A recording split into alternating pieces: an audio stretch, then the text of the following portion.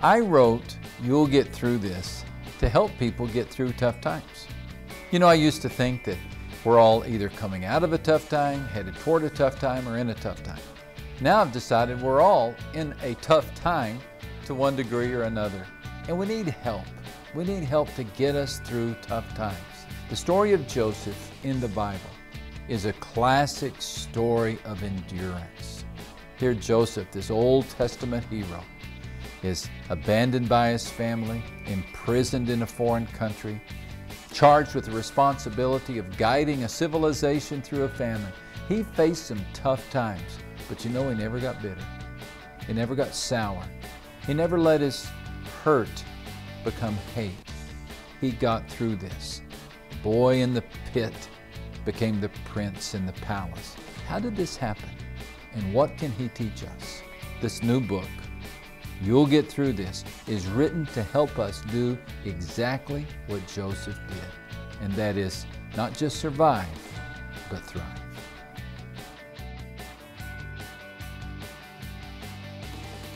Well, God doesn't manufacture pain, but He puts it to use.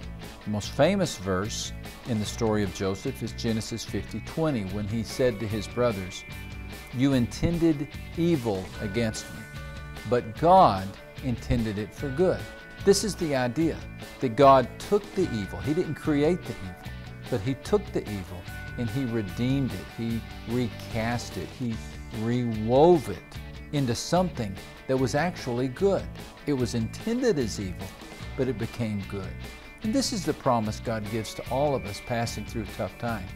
Not that we will live a life in which there is no evil or no struggle, but that God will use the evil and He'll use the struggle for His ultimate good.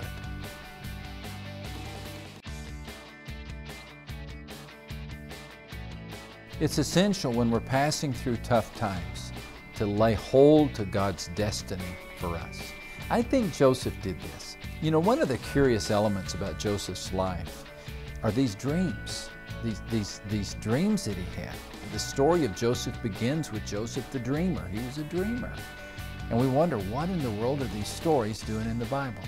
I think what got Joseph through his tough time was his conviction that God had a dream for him, or God had a destiny for him. And He's got a destiny for you. He's got dreams for you. And your world and your challenges can take a lot from you, but nobody can touch your dreams. You see, you'll always be God's child. This is your destiny. And God always has a plan for you beyond this life. That's your destiny.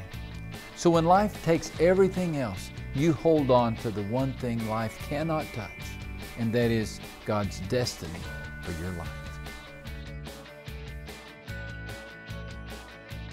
The one thing I hope readers will take away from this book is hope. Hope. Hope that we're going to get through this. Hope that this pain won't last forever.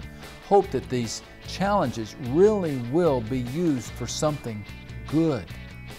I believe this is a message of hope for people who are passing through tough times. You know, tough times can wear us down, but if we face our tough times without any hope, they will destroy us. But as long as we hang on to hope, as long as we hold on to the parachute of God's presence and believe that He's going to walk us through this, then we will. And so may God use this book to bring hope to people, to remind them that with God's help, they will get through this.